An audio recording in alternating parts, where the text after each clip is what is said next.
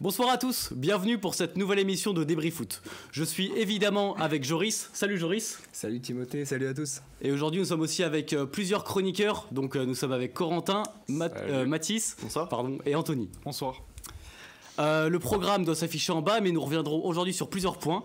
Sur les 2 derniers jours de cette Coupe du Monde, nous reviendrons évidemment sur les entrées en liste de Neymar, de Cristiano Ronaldo. Nous ferons un point sur l'équipe de France et nous parlerons des matchs du week-end, des gros matchs, notamment Espagne-Allemagne et France-Danemark. N'hésitez pas, le chat, à réagir et Corentin est là pour tout scruter et réagir à vos interventions. On commence tout de suite avec le résumé de quelques matchs sur lesquels nous n'allons pas nous attarder. C'est à toi Corentin avec le résumé d'un nouveau 0-0 Uruguay-Corée du Sud. Et oui, encore un match très triste dans cette Coupe du Monde qui s'est soldé, comme tu l'as dit, par un 0-0.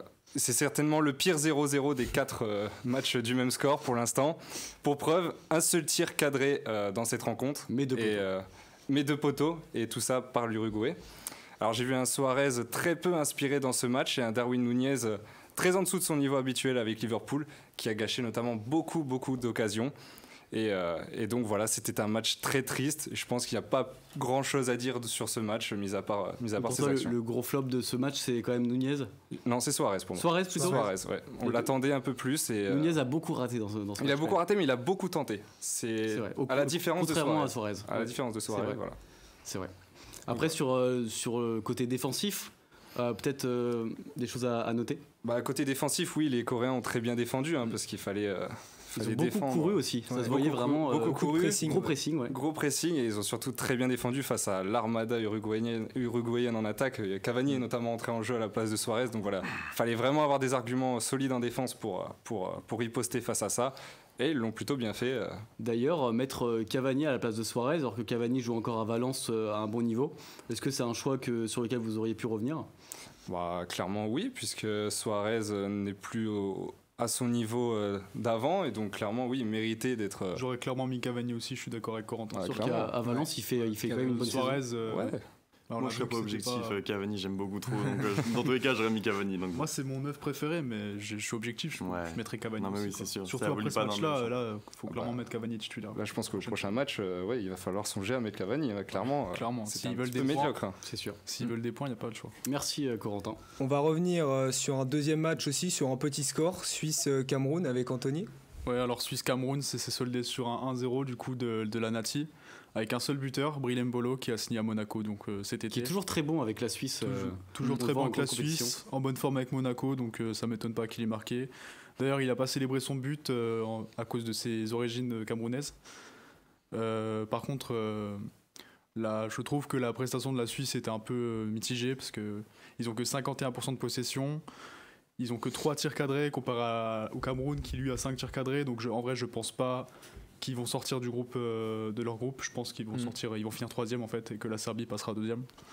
À part ça, je mettrais Yann Sommer en haut du match. Je crois que Corentin est pas trop d'accord. Je te trouve dur avec la Suisse. Parce qu'il ne faut pas oublier que le Cameroun, c'est quand même une plutôt bonne équipe en Afrique.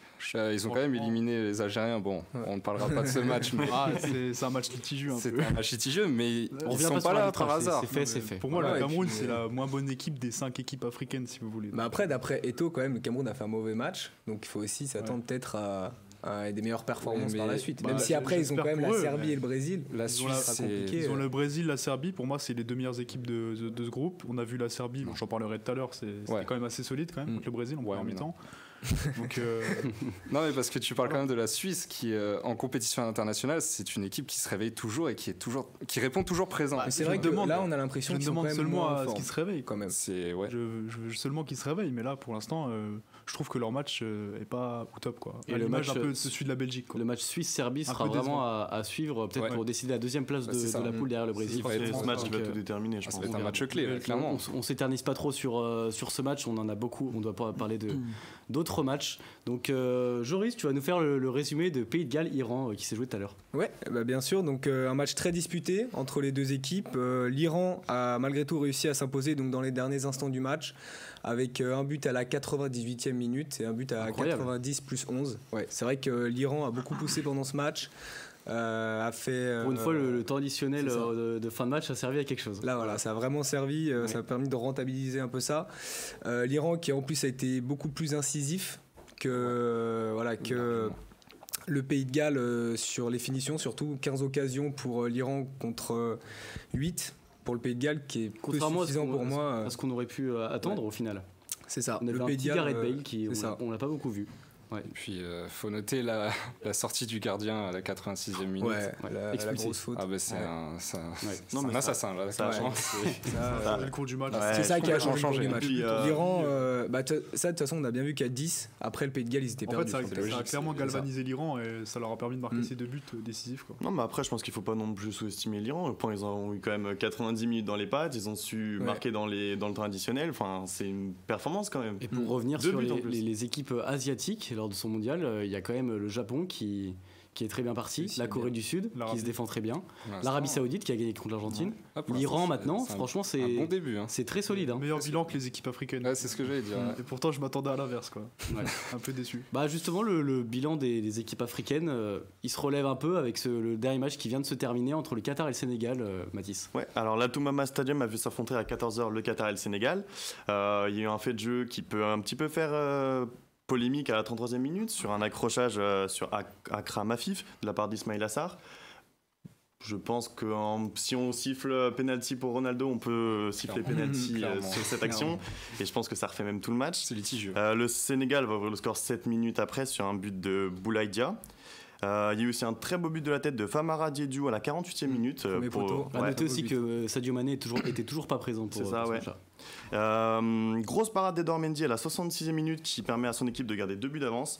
Les Lions vont se faire peur à la 70e minute sur un but de Mohamed Mountari. C'est d'ailleurs le premier buteur de l'histoire du Qatar en Coupe du Monde. Enfin, il en fallait un parce que sinon pour le Qatar ça allait être difficile. Pour un pays hôte quand même ça aurait été un petit peu la honte. Et après ils ne se sont pas fait peur trop longtemps car 6 minutes plus tard il y a eu un but du Sénégal pour la victoire 3-1.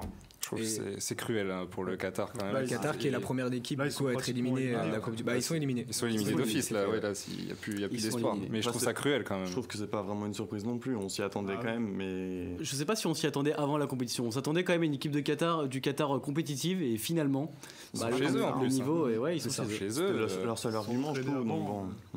Mais je les ai trouvés très stressés sur le. Je les ai trouvés très stressés sur le terrain. Tu vois, contrairement au match face à l'Équateur, là je les ai vraiment trouvés. J'ai trouvé qu'ils ont retrouvé une certaine confiance. Alors, par contre, en défense, c'était catastrophique encore une fois. Notamment, je crois que c'est le 3e but là où le défenseur est totalement fautif sur un ballon qui vient vers lui. Il est 100% fautif. Il fait une passe décisive, clairement. Il fait une passe décisive. Donc voilà, c'est vraiment la défense qui a plombé le Qatar dans et puis le jeu du Qatar est aussi très brouillon quand tu vois par exemple des frappes quand ils sont dans la pleine surface qui frappent de l'autre côté du terrain. C'est un peu brouillon. Et aussi, il y a Edouard Mendy qui a fait un grand match encore. Qui a fait quelques très bonnes parades. Il sauve une parade sur la deuxième, très incroyable. Et 2-0, là, ça aurait pu tout changer, clairement. Edouard Mendy, un des meilleurs gardiens du monde. Je pense aussi que le penalty non sifflé change un peu tout le match. Je pense que penalty sifflé, ça peut amener potentiellement un but et ça refait toute la physionomie du match. Donc bon. Ah, clairement. Mais après, cet arbitre-là, c'est pas la première fois qu'on entend parler, c'est Matteo Laos et franchement, je trouve pas très bon. Même en Champions League. Il fait des matchs toujours litigieux, donc pour moi c'est pas surprenant qu'il y ait encore une polémique autour de lui. Et après, voilà, il peut y avoir débat sur le penalty en lui-même parce que quand on voit, il est un peu provoqué quand même ce penalty par l'attaquant du Qatar. On voit très bien qu'il se met devant en opposition, il veut son penalty, il l'a cherché. Mais après c'est aussi le rôle de l'attaquant d'aller chercher le penalty. C'est ça. Mais c'est surtout, comme tu as dit Mathis, quand tu siffles le penalty de CR7, tu siffles celui-là sans débat. Voilà, on va revenir d'ailleurs sur CR7, sur le match du coup Portugal-Ghana où le Portugal s'est imposé mais s'est fait peur quand même. Donc 3-2 sur la fin du match. Est-ce que selon vous du coup vas-y du coup Mathis. Alors, il y a eu une première mi-temps plutôt plate marquée uniquement par le but hors jeu de Cristiano Ronaldo. Franchement pour être très honnête en première mi-temps on s'est ennuyé. Quand on compare à la deuxième mi-temps c'était le jour et la nuit. Jusqu'à la 60e on s'ennuyait clairement. Justement à la 64e minute le premier fait de jeu important arrive avec le penalty sifflé pour Cristiano Ronaldo qui lui aussi fait débat après très discutable. Après son but refusé il est aussi un peu discutable. Mais c'est sûr. Dans ce cas il faut Moi, je reviens sur le match d'avant. Si tu siffles ici, tu siffles là, ou alors à l'inverse, tu siffles pas. CR7 qui a réussi à marquer son penalty, ce qui n'est pas non plus très étonnant. Mais les Ghanéens mettront 8 minutes avant de remettre les compteurs à 0 avec un but d'André Ayou. 5 minutes plus tard, c'est Joao Félix qui redonne l'avantage à la 77e minute. Le but, juste pour revenir une petite minute sur le but d'André Ayou, c'est quand même contre le cours du jeu. Le Portugal était plutôt dominateur. C'est une évidence, mais même si on voit juste sur la première mi-temps en termes de possession, c'est le Portugal qui avait la balle. C'est sûr. Après, le Ghana a su faire preuve de beaucoup de réalisme aussi devant les cages. L'action, quand tu la regardes, c'est une contre-attaque et elle est super bien. En parlant des cages, j'ai un petit coup de gueule à pousser contre le sélectionneur portugais parce que je comprends toujours pas pourquoi Rui Patricio était sur le banc. Quand tu vois qu'il a titularisé Diogo Costa. Alors, sa performance de Diogo Costa, elle est médiocre. À la fin du match, il aurait pu coûter le 3-3. Ouais. Donc, et il a eu beaucoup de relances hasardeuses. Vraiment, je trouvais médiocre ce gardien et je comprends toujours pas comment on peut mettre un Rui Patricio sur le banc. Certes, il a 34 ans, mais il est titulaire à la Roma. Et puis Patricio au Portugal, il déçoit presque jamais. Il déçoit jamais, Il a mis Lopez sur le banc, il a tout. Voilà. On peut revenir d'ailleurs sur l'absence de Lopez en voyant le match de Diogo Costa. Là, ça remet tout en question. Est-ce que Lopez aurait pu être appelé à sa place clairement. Franchement, c'est quelque chose à noter. Il y a débat. Ouais. Ensuite, du coup, on a vu l'entrée en liste de Ronaldo. Finalement, c'est un match pas très convaincant, mais ça reste correct. Et également, hier, il y avait l'entrée en liste de Neymar qui a été très attendu. Donc, Anthony, est-ce que tu peux nous faire un résumé du match Brésil-Serbie ? Alors, Brésil-Serbie, 2-0 du coup pour le Brésil. C'est pas étonnant. Sans trop de surprise. Sans trop de surprise, effectivement, mais on a assisté à 2 mi-temps complètement différentes du coup de la part du Brésil. Une première mi-temps avec une Serbie vraiment difficile à jouer, je trouve. Une bonne performance défensive, un bon gardien, Milinkovic-Savic. Donc le frère de celui qui joue à la Lazio du coup. Et en première mi-temps, cette défense a parfaitement contenu le Brésil en fait. Ouais, c'est très compact la Serbie. Ils arrivaient même à progresser sur le terrain en fait malgré leur 0 tir cadré. Après, c'est quand même le Brésil qui était largement dominateur, mais ils n'ont pas réussi à trouver le. En fait, pour moi, c'est surtout en deuxième mi-temps où là, clairement, ça s'est débloqué. En fait, ils étaient inoffensifs.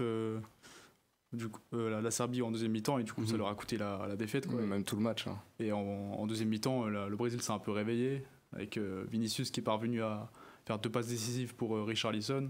D'ailleurs le deuxième but pour moi c'est clairement le meilleur de la magnifique pour l'instant. Et en plus contrôle reprise de on peut faire débat avec le but. Après ce qui est surtout c'est sûr. Et pourtant mais non là il y a pas débat. Pourtant Richarlison il était un peu aux abonnés absents en première période.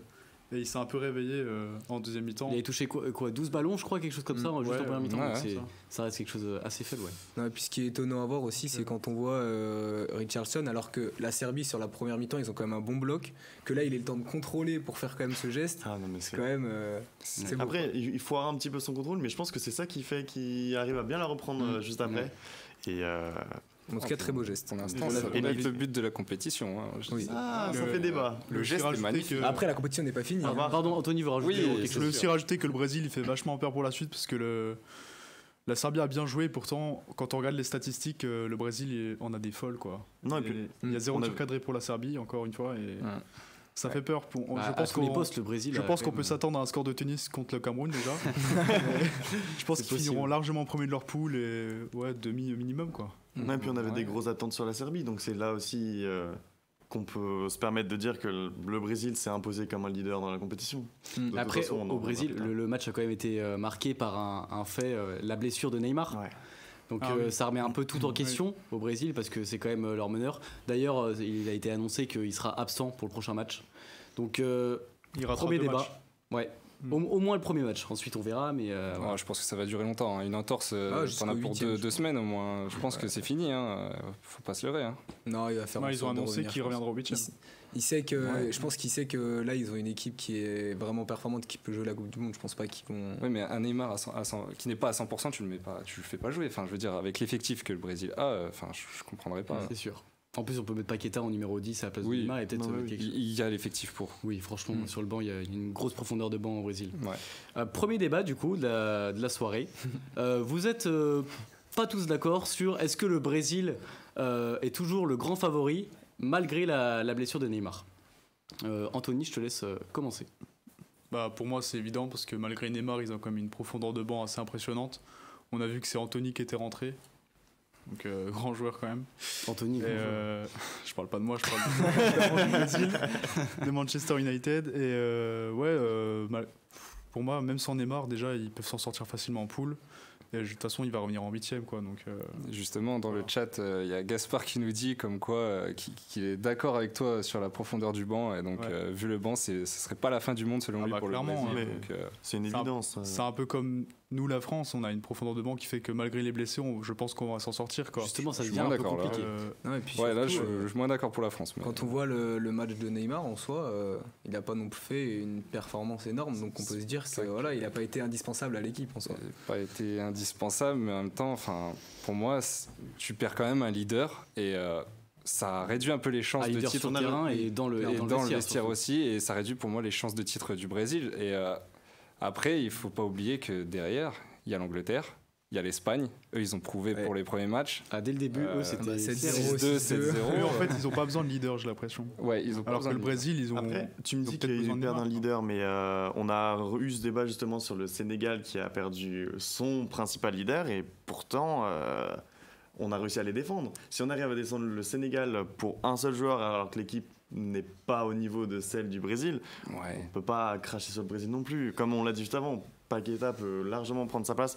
Alors ça sera pas forcément au niveau de Neymar, mais je pense qu'ils peuvent très bien s'en sortir sans lui. Après, Corentin, je pense que tu penses quand même que le Brésil est quand même un grand candidat pour ils iront loin. Après, pour moi, je pense que ils peuvent aller jusqu'en finale. Maintenant, je reviens sur ce que j'avais dit au tout début. Pour moi, le Brésil était le grand favori indiscutable de cette Coupe du Monde. Et ce match face à la Serbie, je ne sais pas pourquoi, j'ai eu des doutes qui sont venus. J'ai pas trouvé un Brésil si tranchant, si efficace. Enfin, ils ont beaucoup buté sur une défense serbe, celle qui défendait à 11 derrière. Mais Brésil, justement. C'est vrai qu'on s'y attendait peut-être à ce que ce soit plus grandiose, plus vraiment. Et le plus Brésil, spectaculaire. des matchs amicaux, tu vois. Surtout en voyant, petit aparté, leur attitude avant le début du match. Ils étaient tous en train de danser. Et même sur les célébrations de but, on a vu, ils se rejoignaient tous, ils faisaient des danses. Et on les voyait assez confiants, et finalement, ça a été peut-être un peu moins bon que ce qu'on attendait. Clairement, moi, je me suis pas régalé devant le match du Brésil. Enfin, je vais être honnête, je m'attendais à 10 fois mieux de la part des Brésiliens, et clairement, j'étais très déçu. On s'attendait pas forcément avant le match aux Espagnols qui mettent 7-0, et pourtant ils nous ont impressionnés aussi. Ouais, mais là, la Coupe du Monde s'est faite surprise, c'est normal. C'est sûr, mais dans ce cas, tu vois, pour moi, le Brésil ne gagnera peut-être pas cette Coupe du Monde, et je donne ma pièce à l'Angleterre. Après, peut-être que c'est la Serbie aussi qui a réussi à bien coincer le Brésil, pardon. Donc on en a pas mal parlé de la Serbie, de la Serbie mercredi, et super solide défensivement, je trouve.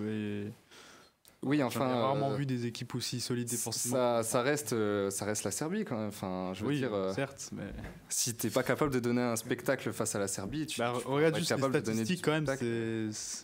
Elle parle mieux que moi, genre. Il y a clairement beaucoup plus de tirs cadrés pour le Brésil. Oui, mais convertis. C'est au-dessus, quoi. Après, on rappelle que la France en 2018 n'a pas été leader de son... Pas un jeu grandiose, mais... Et pourtant, on a gagné la Coupe du Monde. Enfin, faut pas se baser uniquement sur les phases de poule. C'est vrai que ces matchs d'ouverture, ils avaient beaucoup de pression, les joueurs brésiliens, même s'ils le montraient pas forcément. Non, et puis même, en tant que leader, ils ont la pression de se dire c'est nous les leaders. Donc bon, à voir si on a trop d'attentes sur le Brésil aussi, c'est ça. Après, franchement, ils ont fait le boulot, 2-0, ils ont leur victoire, les 3 buts encaissés, les 3 points, et voilà, pour moi, la première place se jouera peut-être sur le match contre la Suisse, mais ça reste. On va regarder ça dans les prochaines semaines. Pardon. On va revenir du coup sur une autre équipe aussi qu'on attendait.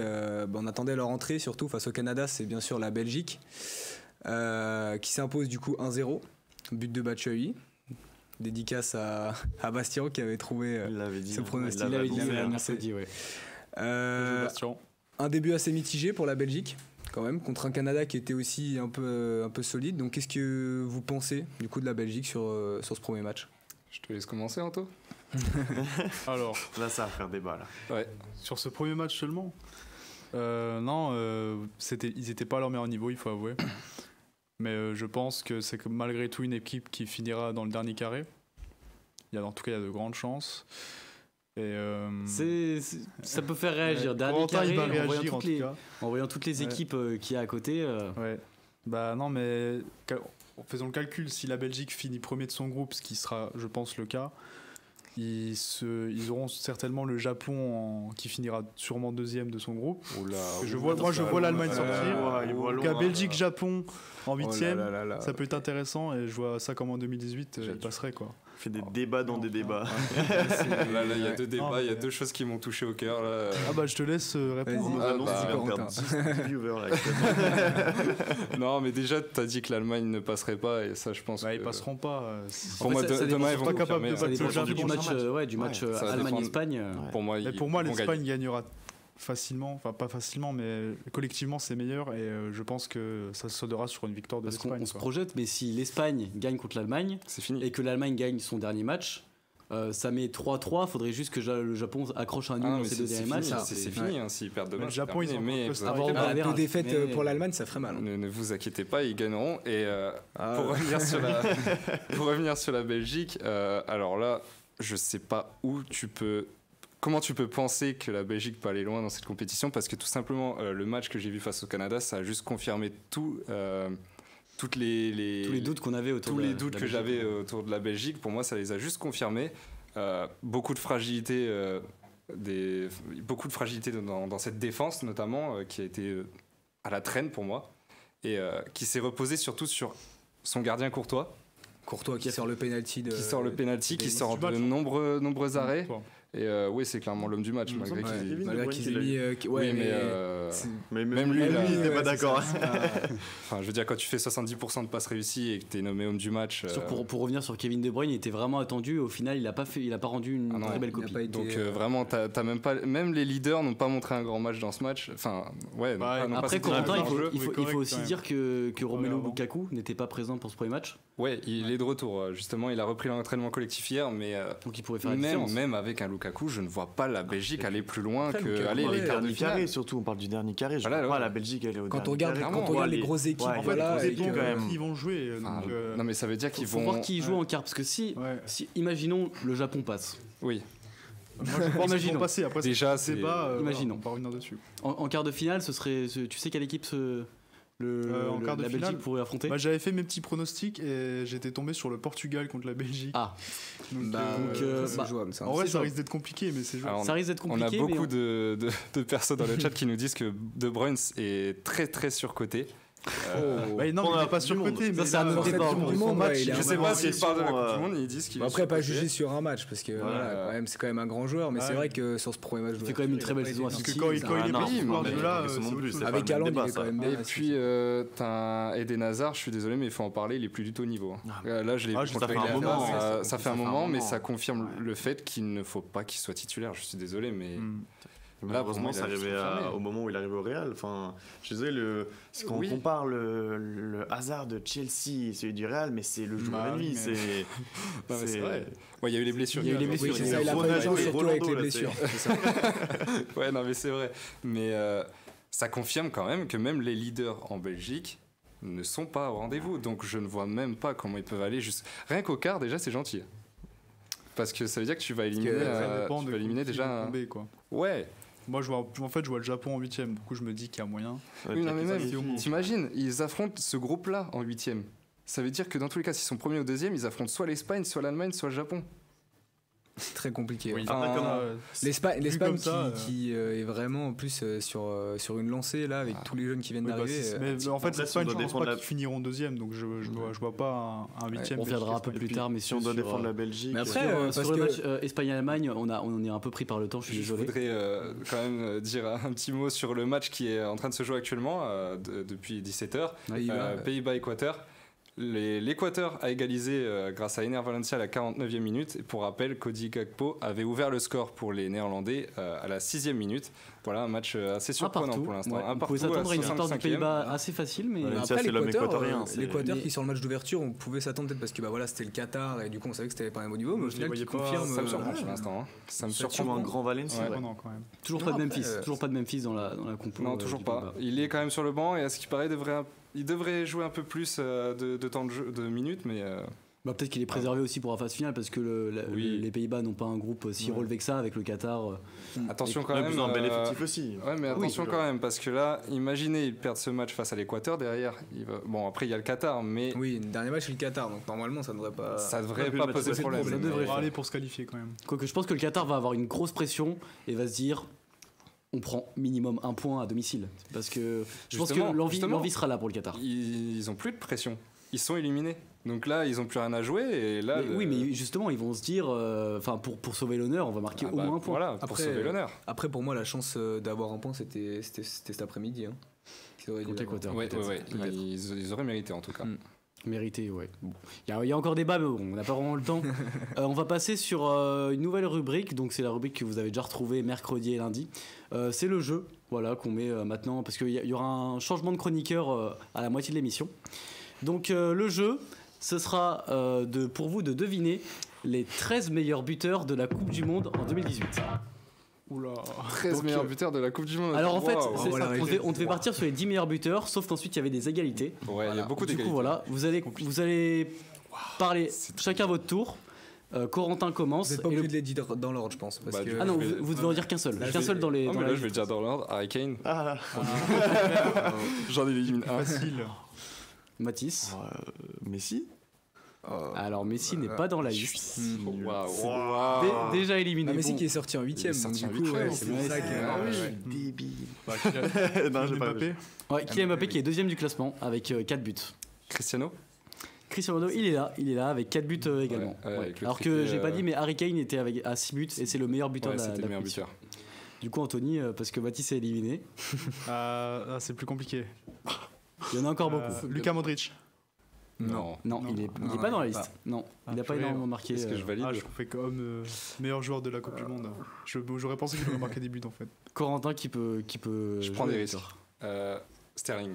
Non. Sterling, il est pas dans la liste. Bah, tout le monde va recommencer. Voilà. Bon. Il en reste beaucoup. Il en reste beaucoup. Alors, il y a Valentin qui va rejoindre le plateau qui dit Patrick Schick. Alors, non, Patrick Schick n'est pas dans la liste parce qu'il avait beaucoup marqué, mais c'était à l'Euro 2020. Ouais. Voilà. Donc reprenez, tu viens de parler Corentin, du coup on va retourner pour Mathis. Wow. Il y a 2 Belges. Si je me trompe il y a 2 Belges pour les indices. C'est facile à dire. Bon, je vais pas dire Belge. Si en vrai là tu me tends un facile. Non, j'ai pas envie de tenter le Belge, je vais dire. Il y a un autre Français que vous avez pas dit. Ouais. Je l'ai. Oui, je l'ai. Griezmann, bah oui. Griezmann qui est également à 4 buts et qui est à égalité en but avec Mbappé. C'est vrai, il a marqué beaucoup de pénaltys ça. Je sauve l'honneur. Anthony, toujours sur les joueurs ayant marqué 4 buts. Il y a plusieurs choix, il y a un russe et il y a un belge. Ok, j'ai le russe. Le russe c'est plus compliqué. Hein. Il y a aussi un croate. Eden Hazard. Ouais. Eden Hazard, oui, mais il a pas marqué 4 buts, il a marqué 3, mais il est aussi dans cette liste. Du coup, je reste dans la compétition. T'es encore là. C'est bon. Corentin. J'ai dit que j'avais le russe, mais en fait, je commence à douter. Est-ce que Tcherichev est dans la liste? Tcherichev est là et il a 4 buts. Ok, parfait. Mais il y a un deuxième russe. Bien joué. Parce que la Russie avait fait une belle campagne. Du coup, j'ai le deuxième, c'est bon. Vas-y. Mathis. Il reste combien de possibilités là? Il en reste, alors, 1, 2, 3. Dans tous les cas, t'en as pas mal. 5. Il reste 5 joueurs. 5 joueurs seulement? Ouais. Mandzukic. Oui. Mandzukic, avec 3 buts. Très fort, très fort. On a dit Cristiano? Ouais, on a dit Cristiano. Ok. Plus compliqué là. Alors, est-ce qu'on peut t'aider? Il y a un joueur qui est. Ah non, pas d'aide. Juste la nationalité, c'est bien. Uruguayen. Uruguayen, Cavani? Ouais, Cavani, à 3 buts. Ah, désolé. Si t'as droit à un joker. Si... Non, donne ma place parce que j'ai un peu triché. Du coup, un des deux, soit Lukaku, soit Djouba. Donc Djouba. Il est dans la liste. Avec 3 buts également. Mathis. Il en reste un là?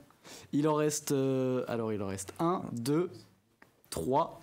Et c'est tout. Il en reste 3. Il reste un espagnol, un croate et un colombien.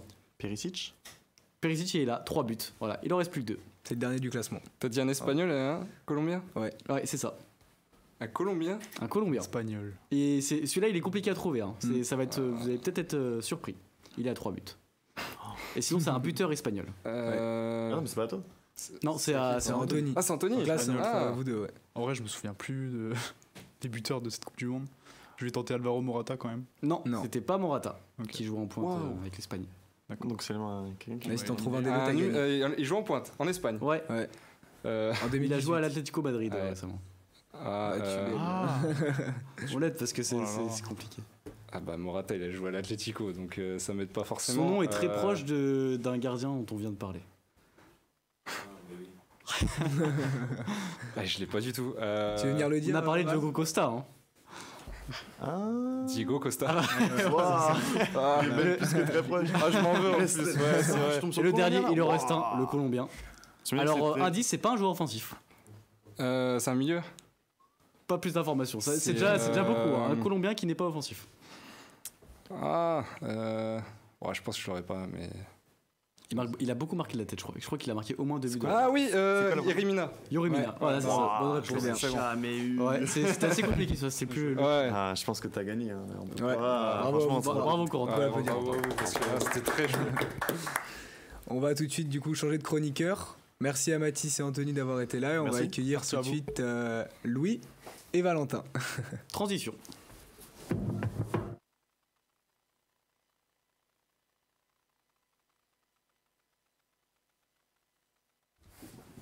La rubrique à retrouver dans toutes nos émissions, c'est évidemment le point bleu. Alors il n'y a pas eu de match entre la dernière émission et maintenant, donc ça va être des infos un peu moins importantes, mais qui sont quand même à noter. Joris, je te laisse commencer. On va commencer avec du coup plusieurs points, par exemple sur les différents côtés en défense, les différents latéraux. On va avoir pour latéral droit Koundé sur les entraînements. Alors là, on voit Coman à l'affiche. Là, si elle peut montrer. Si on peut voir une image de Koundé quand même si tout le monde sait à quoi ressemble le latéral français. Ouais. On peut mettre à son entrée à Clairefontaine qui était très belle. Juste ici. Là. Donc voilà, Deschamps qui sur le dernier entraînement avant le Danemark a préféré mettre Koundé à Pavard. Qu'est-ce que vous en pensez de ce choix? Moi, je pense qu'il teste, honnêtement. Quand on sait que Pavard c'est un peu fébrile. Je pense qu'il a envie de tester aussi Koundé, qui a été décevant sur les derniers rassemblements des Bleus. Donc je pense qu'il teste. On a un groupe pas très relevé, donc autant un peu changer les schémas de jeu et tout. Pavard a pas fait un match incroyable aussi contre. Mais Pavard, après pour moi, Pavard c'est solide dans l'équipe de France. Groupe pas très relevé. On affronte le Danemark demain. Ouais. C'est ce qui va nous coûter la qualif. C'est ce qui. On joue la qualif demain. Après, c'est pas qu'on met Koundé qu'on fait tourner non plus. C'est quand même une vraie option. Honnêtement, moi, le Danemark, il m'effraie pas. La Tunisie, c'était assez faible par rapport à notre dernier match où on les a affrontés et on avait perdu. Mais c'est vrai. Louis, quelque chose à dire? Quand on connaît l'amour qu'a Didier Deschamps pour la défense, ça ne m'étonne pas qu'il essaye de mettre un Jules Koundé défenseur droit. Pour moi, il joue beaucoup en poste de central, Jules Koundé. Il joue beaucoup de poste de central. Pour moi, c'est un peu pareil que Pavard. C'est des mecs qui sont plus là pour être défensifs qu'offensifs. Et je vois pas vraiment de grands changements. Donc à tester, pourquoi pas. Mais il avait déjà joué en équipe de France, mais que dans une défense à 3. Jamais en Coupe du Monde. C'est son premier match en Coupe du Monde. Il était évidemment pas là en 2018. De toute façon, Pavard restera titulaire pour moi. Justement, là, la question se pose et clairement, si Koundé devient titulaire, alors là, je suis désolé, mais déjà que c'était un massacre en défense, alors là. Après, à voir, parce que là, il faut pas non plus juger. Là, sur la Coupe du Monde, on connaît pas sa forme. À l'Euro, il a joué à ce poste et ça n'a pas marché. La preuve, il l'a changé, je crois. À l'Euro, on a joué à 4. Non, on était en piste. Oui, il était en piston, ok. Mais ça prouve que c'est pas un vrai latéral. Il peut pas se projeter vers l'avant. Il savait pas où se placer en fait. Didier Deschamps ne demande pas ça de la part de Jules Koundé et Pavard. Il a déjà Dembélé pour se projeter. Là, on joue à 4 de toute façon en plus. Deschamps, il préfère limite avoir 4 défenseurs centrales plutôt qu'avoir des centraux, pardon, que des latérales, donc des latéraux. Je suis d'accord avec toi. Je suis d'accord avec toi, mais par contre, tu vois, Pavard a plus l'expérience de jouer sur un côté que Koundé. Koundé, il joue jamais à son club, au Barça, en équipe de France, et encore. Il n'a pas encore eu de match référence. C'est ça. Koundé, après, on lui a pas non plus trop laissé de chance en équipe. Et justement, ça peut lui permettre de prendre l'expérience et de. Parce qu'en équipe de France, c'est vrai que ça a été un peu compliqué pour ça. Il prend un rouge et un penalty sur ses premiers matchs. Voilà, ça prouve tout, quoi. pour moi, Koundé, je préfère largement un Pavard qu'à Koundé.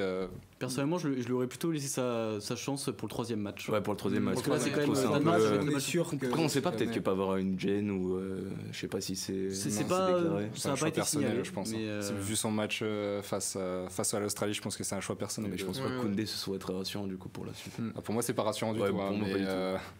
Et voilà, on attend encore un match référence après, peut-être que ça viendra. Mais... Je vous trouve dur quand même. Jules Koundé, c'est quand même un bon défenseur. Un défenseur, pas un latéral. Tu vois. Un latéral de base, ça doit défendre. Après, le côté droit, il cherche Deschamps beaucoup en préfère défense. avoir 4 défenseurs centraux que 2 bons latéraux. Donc pourquoi il a mis Lucas Hernandez à la place de Théo ? Parce qu'il préfère quelqu'un qui reste derrière plutôt que quelqu'un qui aille devant. Et Koundé a ce profil. Donc pour moi, ça me choque pas. Oui, mais tu vois, Jules Koundé, il y a eu beaucoup, même pendant l'Euro, pour moi, il n'a pas une bonne qualité de centre, il ne sait pas se projeter vers l'avant. C'est pas ce qu'on lui demande. Mais on va lui demander forcément ça, tu vois. Pavard, il arrivait à faire ça à la Coupe du Monde en 2018. Et c'était sa grande force, parce que même s'il était très défensif, il arrivait à se projeter vers l'avant et à dédoubler un peu avec... c'était qui Dembélé qui était à ce poste-là, non ? Non, c'était Mbappé. Pardon, ouais. Il arrivait à se dédoubler avec Mbappé. Donc pour moi... Je pense que Pavard est quand même meilleur à ce poste. Après, on sent aussi sur ce premier match que quand même Deschamps essaye de beaucoup chercher la profondeur à gauche, quand même en sollicitant Mbappé, etc., plutôt qu'à droite. Et surtout, oui. Je pense d'ailleurs, Théo Hernandez du coup devrait être titulaire contre le Danemark. Logique. Puis pour tout le reste. Assez logique, mais il y a quand même eu une affaire, Joris. C'est ça. Un choix qui a beaucoup fait parler. Didier Deschamps qui aussi aimerait essayer l'option Camavinga. Ça a beaucoup fait parler. Gauche. Parce que un choix qui fait beaucoup parler, qui fait pas l'unanimité. Qu'est-ce que vous pouvez penser aussi de ce choix ? C'est peut-être une question bête, mais il est gaucher, Camavinga ? Ouais, il est gaucher. Non, Rabiot a déjà joué latéral de toute façon, donc je pense que c'est bien, mais en rôle de doublure. Honnêtement, Théo, il jouera toute la Coupe. Oui, de toute façon, c'est clairement si jamais Théo se blesse. Oui, et si Théo se blesse, pourquoi pas mettre un Rabiot justement en latéral gauche, vu qu'il a plus d'expérience que Camavinga, et mettre Camavinga en 6. Je suis entièrement d'accord, parce que à l'Euro, c'est ce qui s'était passé à un moment donné face au Portugal et face à la Suisse aussi. Rabiot avait fait le job, il était vraiment dans son poste, alors que pourtant ça a surpris tout le monde, hein, c'était pas du tout son poste, et il avait une qualité à se projeter et à vraiment occuper ce rôle-là parfaitement, que pour moi en doublure ça doit être Rabiot, pas Camavinga. Ah non, pour moi Camavinga il aura même très peu de minutes, je pense. Oui, déjà, il faut qu'il joue en temps normal, et déjà ça va être compliqué. Il y a aussi à noter la petite gêne de Coman qui a été qui a noté Corentin. La petite gêne de Coman, oui, un blessé de plus, comme on dit. Un de plus. Un de plus. Après, on attend de voir. Normalement, ça devrait pas être très grave. Ça devrait pas être très grave, mais ça nous enlève encore un gros joueur sur le banc. Et il est peut-être indisponible pour le match de demain. À suivre, on n'a pas encore d'informations. Ce serait logique, il n'est pas à 100%. La blessure est toute fraîche, elle est depuis hier soir. Donc, puis quand on connaît la fébrilité de Coman au niveau des blessures, moi je le mettrais au repos pour le match. J'ai peur parce que Dembélé est aussi très fragile. Donc ça veut dire que si tu te prives de ces 2 jours-là, ça peut arriver très vite. Mais il est plutôt en forme là, ce début de semaine. Mais il peut être en forme, mais voilà, ça arrive à tout le monde en ce moment. Donc... j'ai vraiment peur. Et on a Varane aussi qui va rejoindre pour ce match contre le Danemark, qui va revenir dans le 11. Je sais pas ce que vous en pensez. Peut-être pas dans le 11, mais qui sera sur la feuille. Varane. Ouais, si Varane a été annoncé dans le 11. Il a été annoncé dans le 11. Et là, je sais pas ce que vous en pensez, mais moi je trouve que c'est un peu trop tôt. C'est un peu tôt. Mais après, je pense qu'il veut jouer la qualification directement. Peut-être qu'il sortira à la 60e minute. Oui, mais peut-être, mais dans tous les cas, tu augmentes le risque de blessure, d'aggraver la blessure qui était déjà un peu présente, et ça va faire comme Benzema en fait. Après, peut-être qu'il veut confirmer directement contre le Danemark et après faire reposer ses 4 contre la Tunisie. Ouais, je pense que c'est ce qu'il fera si jamais il y a victoire, comme il a fait en 2018. En 2018, contre le Pérou. Mais c'est sûr qu'en voyant la charnière Konaté ou Upamecano contre l'Australie, on se dit ils auraient peut-être pu rester pour le match contre le Danemark. Oui, pour tester, vraiment voir si le duo c'était efficace, parce que contre l'Australie, pour moi, ça m'a pas convaincu dans le sens où l'Australie n'a pas eu beaucoup d'actions à se procurer, et pour le peu d'actions qu'ils ont eu, on a vu que c'était pas très solide.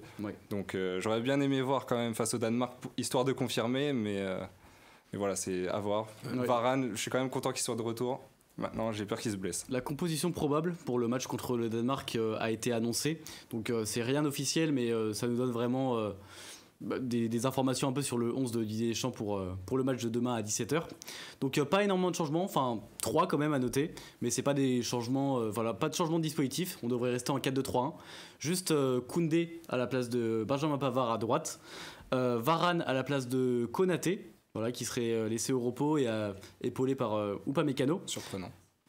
Pour moi, Konaté mérite plus des titulaires qu'un Upamecano. Hein. Il a plus prouvé en équipe de France qu'un Upamecano. Moi, je pense que les deux sur un petit échantillon de match. Et que là, c'est simplement sur le côté de Varane qui a été préféré. Que du coup, il faut Konaté, moi, je suis pas conquis. Pour finir la compo, s'il vous plaît, messieurs.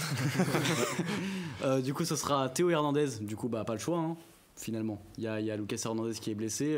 Son frère est choisi, du coup, assez logiquement. Logique. Voilà, du coup, ce sera peut-être un latéral un peu plus offensif, à voir la tactique de jeu mise en place par Didier Deschamps. Et sinon, en milieu récupérateur, Adrien Rabiot du côté de Koundé et Aurélien Tchouaméni du côté de Théo Hernandez.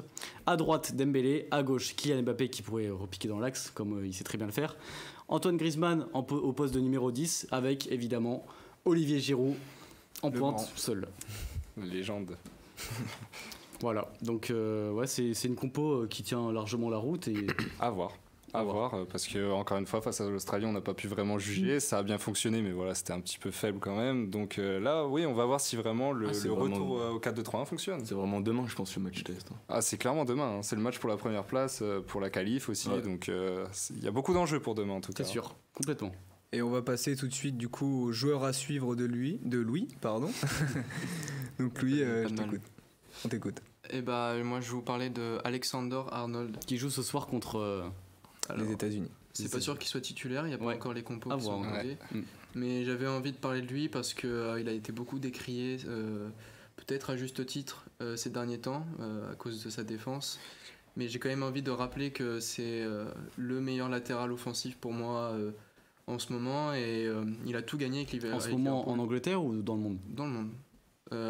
Il a tout gagné avec Liverpool, la Carabao Cup, FA Cup, Premier League et Champions League. Et j'ai regardé une interview de lui et il a énormément appris, je pense, cette saison. Il se rend compte de ses erreurs. Il sait qu'en défense, c'est le plus important. Il le dit lui-même, c'est la fondation de toute victoire, de tout championnat. Je pense qu'il a pris énormément de maturité et moi, j'aimerais plus le voir. J'aimerais quand même qu'il se démarque et j'aimerais qu'il joue un peu plus. Il est très polyvalent. En plus, il peut jouer 8. Et on sait que ça peut apporter de la profondeur de banc.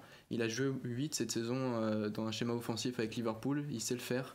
Il a une énorme qualité de passe, une vision de jeu. Avec ses passes, il crée en fait des espaces. C'est un très grand centreur. Hein. Exactement. Avec Liverpool. Et ce que j'aime bien chez lui, c'est que contrairement à Robertson, c'est pas quelqu'un qui va, avec sa vitesse, créer des décalages. Enfin, il est plus dans le dribble, dans le toucher. Et moi, ça me plaît plus. J'ai plus de sensibilité avec lui. Donc pour moi c'est mon joueur à suivre et j'espère qu'il va se remettre en forme et nous montrer que c'est un très très grand latéral. À noter que juste Kieran Trippier avait été préféré pour le premier match de l'Angleterre, match d'ouverture contre l'Iran.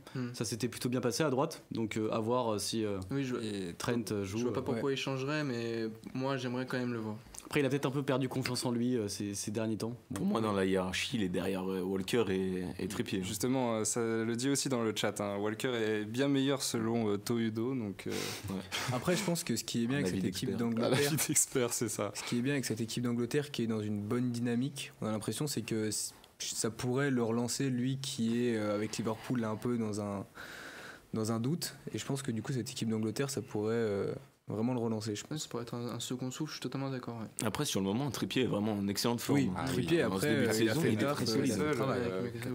Il a l'expérience de la dernière Coupe du Monde. Walker aussi. Ouais, c'est vraiment problématique. Il joue central défense. Walker était incertain, enfin était indisponible pour le premier match. Pour le premier match, il est indisponible. Normalement, il est de retour là aujourd'hui. Mais il est titulaire constant avec Manchester City ou pas? Parce que j'ai vu des matchs où c'est John Stones. Parce qu'il était blessé. Ouais. Walker très fort. Pour moi, c'est le meilleur latéral du monde, mais ça ne regarde que moi. On pourrait faire un petit comparatif entre les latéraux gauche de l'équipe de France et les latéraux droits d'Angleterre, parce que en Angleterre, certes, il y a peut-être Chilwell ou Luke Shaw à gauche, mais à droite, il y a beaucoup plus d'options, du coup, avec Trippier, avec Alexander Arnold, avec Walker. Rhys James aussi. Rhys James, évidemment, qui joue à Chelsea. Et en France, on a pas grand monde entre guillemets à droite, on a Pavard et Koundé certes, mais à gauche on a beaucoup plus d'options. peut-être Lucas Digne, Théo Hernandez, Ferland Mendy. Dans le chat, on dit aussi qu'Hernandez offensivement mange Trent Alexander-Arnold, je reprends les mots. Donc assez surprenant quand même, mais...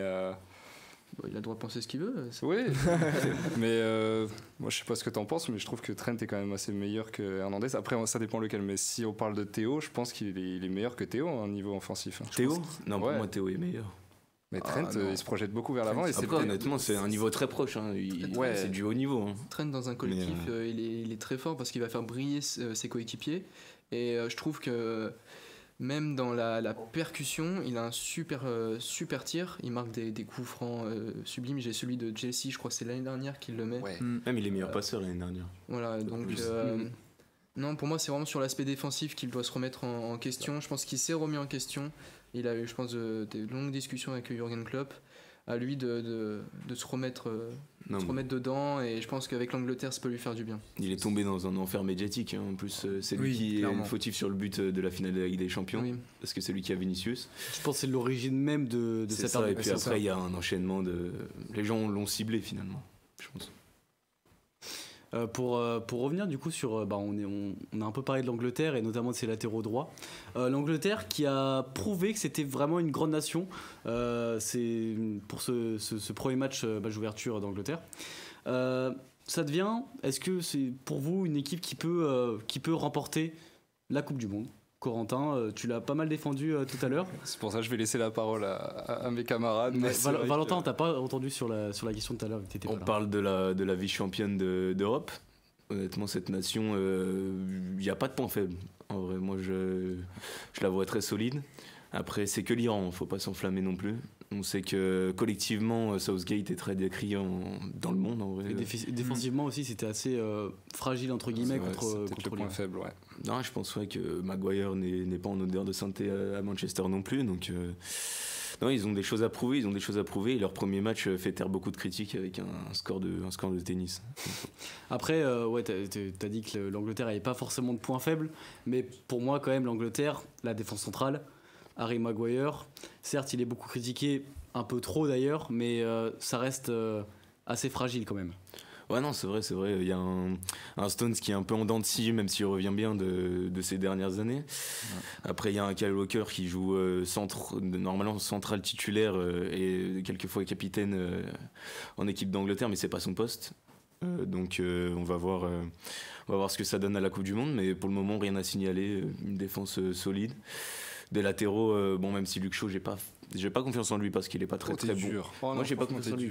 S'il y avait eu un Chilwell, j'ai entièrement confiance en Chilwell, mais Luke Shaw pour moi déjà il a perdu sa place de titulaire à Manchester United. Oui, mais en même temps t'as vu la concurrence avec Malacia, c'est compliqué quand même. Non, franchement t'es dur avec Luke Shaw parce que c'est quelqu'un qui est très défensif et que tu vois à l'instar de Kieran Trippier, c'est quelqu'un qui va vraiment rester en défense. Donc pour moi, il est quand même essentiel à cette équipe d'Angleterre, tu vois. Il a eu, pour moi, une ou deux bonnes années vraiment où il était au top niveau, notamment à 7 €, et même un peu avant. Il est marqué en finale, d'ailleurs. Ouais, c'est ça. En plus. On peut revenir aussi sur Maguire, qui était beaucoup critiqué avec ses performances à Manchester, qui au final, là, sur le premier match, fait plutôt le taf. Bon, il sort du coup sur une petite blessure, mais au final... il est là où on l'attend quand même par rapport aux performances qu'il fait à Manchester. Non, ouais, après je pense que Manchester c'est un sacré bordel, hein. Je pense qu'il faut pas se fier à ça. Ouais, après heureusement qu'il y a une bonne je sais pas s'il y a un bon collectif en Angleterre parce que les joueurs arrivent pas trop à jouer ensemble, ils brillent plus par des éclairs de génie et des qualités intrinsèques très fortes. Mais on va voir où ça peut les emmener en vrai. Et qu'est-ce que t'en penses toi, Louis ? Moi je pense que sur le plan offensif c'est peut-être une des meilleures équipes du tournoi, et puis ils ont avec une grosse génération qui arrive là, beaucoup de jeunes. Ouais, exactement. Saka, Phil Foden, Bellingham qui sont déjà super importants dans le collectif. Grealish un peu en retrait ces derniers temps, mais non, je pense que la défense Stones, Maguire va faire l'affaire, et puis surtout Pickford qui quand il est en Angleterre se change, c'est un peu le haut de choix en fait. Je sais pas, à l'Euro ou même à la Coupe du Monde 2018 il avait été très très bon, donc pour moi ça fait l'affaire, et je pense qu'ils peuvent aller loin lors de cette Coupe du Monde. Et dans le chat, justement, je voulais juste dire quelque chose. Donc, on a Toyudo, qu'on retrouve encore une fois, qui nous dit que l'Angleterre est similaire à Tottenham. C'est fort, mais c'est irrégulier et c'est souvent compliqué dans les grosses rencontres. Je sais pas ce que on les a vus, les Anglais descendre en Ligue B, en Ligue des Nations. Oui. Après, c'est sûr, la Ligue des Nations, c'est pas la Coupe du Monde. Il y a peut-être pas la même motivation des joueurs, mais ça montre un peu le niveau. Ils avaient fait combien l'Angleterre contre la Hongrie déjà Ils s'étaient pris un sacré score, je crois, un 3-0. C'était 4-0. 4-0, je crois que c'était 3 ou 4-0. Mais oui, c'était humiliant. Ça prouve quand même que l'Angleterre, ça reste un peu fragile. Donc, Oui, mais après, messieurs, s'il vous plaît, ça reste quand même le finaliste du dernier Euro. Certes, ils étaient chez eux. Et pour moi, depuis. Ils ont mieux joué que l'Italie, pour moi. Depuis l'Euro 2016, Après, à l'Euro, il n'y a pas le Brésil. Oui, mais depuis l'Euro 2016, c'est une équipe qui vraiment monte en puissance. On l'a vu. Bon, l'Euro 2016, ils sont sortis en 8e de finale par l'Islande. C'était vraiment le point faible de cet Euro. Mais depuis cet Euro, en fait, ils montent en puissance. Ils ont quand même fini demi-finaliste à la Coupe du Monde 2018. Finaliste du dernier Euro. La prochaine étape, je suis désolé, mais c'est le titre. C'est le titre. On est un peu pris par le temps, je suis désolé. Retrouver du coup l'Angleterre ce soir face aux États-Unis à 20h. Ouais. Louis, tu nous as parlé d'Ochoa, donc on va revenir aussi sur le Mexique qui affronte l'Argentine. Ce week-end, demain je crois bien. L'Argentine qui sort d'une défaite 2-1 contre l'Arabie Saoudite. Défaite surprise, évidemment. On a beaucoup parlé mercredi. Mais... Est-ce que vous pensez du coup que l'Argentine peut se relever sur un match contre le Mexique qui au final a fait un premier match pas sensationnel, mais qui est quand même. Je crois que Louis et Valentin sont pas d'accord. Louis pense que oui et Valentin non. On parle de l'Argentine quand même. C'est une des plus grandes nations du football. Ils ont le meilleur joueur du monde dans leur équipe. Je pense que c'est surtout un bel exploit de l'Arabie Saoudite et je pense qu'ils vont se relever. Moi, j'ai été agréablement surpris par Martinez Lautaro, qui a fait un super match et je pense qu'il peut débloquer énormément de situations avec l'Argentine. Désolé Louis, mais je te coupe juste pour revenir une petite minute sur l'Arabie Saoudite. On a vu la réaction de Hervé Renard dans le vestiaire à la mi-temps, qui a été posté par le compte Twitter du compte de l'Arabie Saoudite. Donc c'est aussi à noter, magnifique, à retrouver sur Twitter, mais c'est quand même un moment fort. Désolé Louis. Non, il n'y a pas de problème, pas de problème. Et non, il ne faut pas les sous-estimer et je pense qu'ils vont bien. Ça a été une claque pour eux. Je pense que personne ne s'attendait à ça et ils vont se remobiliser contre le Mexique et puis peut-être changer 2-3 choses qui m'ont pas trop plu. Je trouve que l'animation au milieu était pas très bonne. Ils n'arrivaient pas à se trouver et je pense que ça, faut le mettre. Et puis la défense, faut qu'ils se parlent et puis qu'ils soient dedans en fait. Donc je pense que le Mexique va devoir faire attention face à un Argentine revanchard. Ouais. Pas très positif finalement sur l'Argentine. Moi, si quand même. Enfin, je montre les mauvais aspects du match contre l'Arabie, mais je pense qu'il y a des certitudes. Romero, c'est quand même un top défenseur. Il y a Martinez aussi. Ouais, Martinez. Moi, je voudrais quand même qu'il le titularise. Martinez, c'est super solide dans les duels, c'est très impactant, très charismatique. Ça, c'est important pour un défenseur. Je crois que Corentin s'est passé un truc dans le match. Oui, jamais pour. Désolé. Tu reprendras après, Louis, t'en fais pas. C'est juste pour parler du match Pays-Bas-Équateur. On est à la 92e minute et on vient de l'apprendre. Ener Valencia vient de sortir sur civière, qui avait marqué justement pour le but de l'Équateur. Gros coup dur pour celui qui buteur de la Coupe du Monde, qui est actuellement le meilleur buteur avec 3 buts, qui a doublé. C'est un très gros coup dur et c'est un blessé de plus, une star blessée en plus, et ce serait une blessure au genou. On ne sait pas encore quoi, mais voilà, c'est très inquiétant pour l'Équateur. Vas-y Louis. Non, c'est bon, j'ai fini. L'animation au milieu, je pense qu'ils peuvent faire mieux. Et puis pour moi, il faut qu'ils changent des choses, mettre Martinez, Enzo Fernandez aussi, qui est très très bon. Faut tenter, et puis à Messi aussi de montrer sa magie et de montrer que les 7 ballons d'or, il les a pas volés. Moi je suis un peu plus pessimiste sur le sujet. On parle de l'Argentine, alors certes il y a la série dont tout le monde parle d'invincibilité de 35 matchs qui a fini du coup ce mardi. Oui, c'est ça. C'est vrai qu'il avait commencé en 2019, je crois, c'est ça. Ouais. Avec 36 matchs. C'est ça, 35 matchs et arrêté au bout de 3 ans. Donc si bien sûr on parle des champions de Copa América, alors je ne sais pas si on peut qualifier cette coupe de prestigieuse. Quand on joue des équipes comme la Bolivie, l'Équateur ou encore le Paraguay, c'est comme si l'Euro on le faisait en battant la Lettonie ou la Géorgie. Donc je pense pas que ce soit un trophée de plus à leur palmarès. Moi honnêtement je les trouve très friables sur les côtés. Papou Gomez et des joueurs comme Molina qui joue pas du tout avec l'Atlético Madrid, qui est pourtant bourré de qualité. Après sur les côtés honnêtement c'est super pauvre, il n'y a pas de... Di Maria a été mauvais, Papou Gomez a été mauvais, Tagliafico en dents de scie on va dire. Après ils ont perdu contre leur adversaire le plus faible du groupe. C'est ça le problème. Et là il leur reste la Pologne et le Mexique à affronter, donc ils n'ont pas le droit à l'erreur. Voilà. Argentine-Mexique à retrouver samedi. Après, messieurs, je voulais juste dire que depuis 1986, donc l'année du deuxième sacre de l'Argentine s'est toujours qualifiée pour les phases à élimination directe, sauf une fois en 2002 où ils ont été éliminés dès le premier tour. Et donc voilà, ça serait vraiment un cataclysme s'ils ne passaient pas les poules. Ça sera donc la deuxième fois cette année. C'est dur. C'est dommage. C'est très dommage. Mais non, à part si Messi fait parler de son talent et fait briller un collectif qui pour moi j'ai trouvé catastrophique. Les joueurs ne se trouvaient pas, pourtant ils sont bourrés de qualité. Ils n'étaient pas préparés aussi. Ils n'étaient pas bien préparés. Pareil, ça c'est leur taf, honnêtement. C'est sûr, mais l'Arabie Saoudite a surpris tout le monde et donc. C'est vrai que. Merci messieurs, on est un peu rattrapé par le temps, je suis désolé. On va finir sur la dernière rubrique. Vous êtes très bavard ce soir. On va partir sur les pronos, vos pronos, nos pronos pour les 2 gros matchs qu'on va suivre ce week-end. Donc la prochaine émission sera lundi, donc voilà. Match France-Danemark, déjà vos pronos, et ensuite Espagne-Allemagne, le gros choc de ces phases de poule. Corentin, non, Louis, vas-y, commence. Allez, Louis. Pour France-Danemark, je pense que la France va gagner 2-1. Voilà. Les buteurs Giroud et Giroud. Doublé de Giroud. Et pour le Danemark, but de Skovholsen. Pourquoi pas. Ouf. Je suis ambitieux. C'est enregistré. Ouais, c'est original. Vas-y. Valentin, j'y vais. Oui. Moi je prendrais un 2-0 honnêtement pour la France, vu que le Danemark m'inquiète pas. Ça n'a pas été inquiétant pour la Tunisie, donc je vois pas pourquoi ce serait inquiétant pour nous. Ils sont pas au niveau, ils ont certes une force mentale qui a évolué depuis leur très bon Euro de 2020. Après honnêtement je vois un doublé d'Mbappé. Voilà. Corentin, t'es c'est bon, je suis pas comme vous.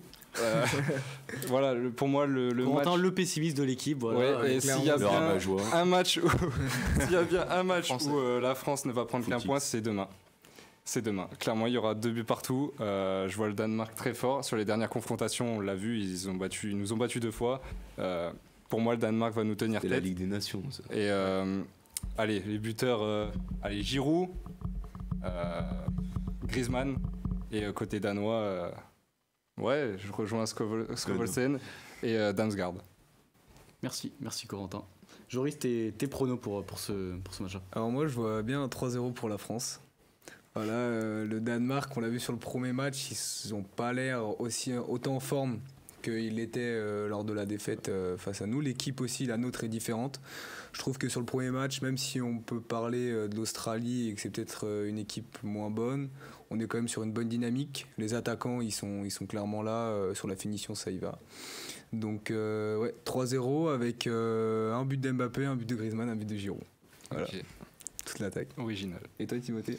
Alors moi je vois bien une victoire de la France 1-0, donc avec peut-être un but de Kylian Mbappé sur un éclair de génie. Je vois un match très serré, donc on verra bien. À voir le niveau du Danemark, c'était un peu inquiétant contre la Tunisie, mais vraiment à suivre. Et pour le match Espagne-Allemagne, très rapidement, parce qu'on est vraiment pris par le temps, juste le score et les buteurs. Louis. 2-1 pour l'Espagne, et puis but de Asensio et Morata. Pardon. Moi je vais faire le hipster et je vais dire victoire 1-0 de l'Allemagne. Je te rejoins. Victoire 2-1 de l'Allemagne. En Espagne, but de Olmo. Et en Allemagne, doublé de Musiala. Oh. Ouais, je me chauffe. J'adore doublé de Musiala. Et pour toi, Timothée? Moi je vois bien malheureusement un 0-0, un de plus. Voilà. Des bonnes attaques, triste. Mais des bonnes défenses. Non, mais comme ça, c'est triste. Et l'Allemagne qui se fait sortir par le Japon. Voilà. Et juste pour le chat, on a eu plusieurs pronostics pour le match de la France. Donc on a du 2-1, du 3-1, du 1-0. Ça se rejoint un peu tout le monde. Voilà, la France va gagner selon le chat. Personne voit le Danemark gagner pour l'instant. Ouais. Pour l'instant, non. Voilà.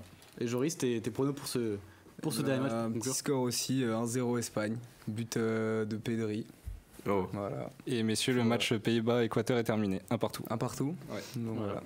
Et donc retrouvez ce soir donc, le prochain match à 20h, Angleterre-États-Unis. Et demain, ne manquez pas le second match des Bleus face au Danemark à 17h. Merci à tous, merci à nos chroniqueurs d'avoir été là. Merci à Mathis, Santo. Merci à la régie aussi d'avoir été là. Vous avez été super encore ce soir. Retrouvez-nous donc lundi dès 18h en live sur Twitch. N'hésitez pas à nous suivre aussi sur les réseaux sociaux, sur Instagram, sur TikTok. On est un peu partout. Et puis bonne soirée, bon week-end. Merci à tous bon et à lundi. Bon week-end.